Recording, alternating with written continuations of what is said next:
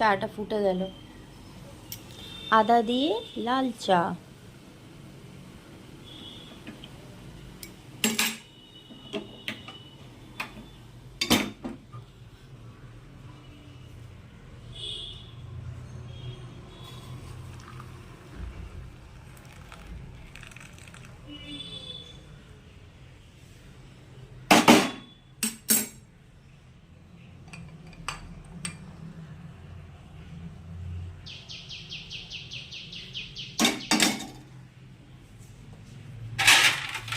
তো এখন ঘুম থেকে উঠেই চাটা খাই, তারপর দেখা যাচ্ছে কি ব্রেকফাস্ট করব।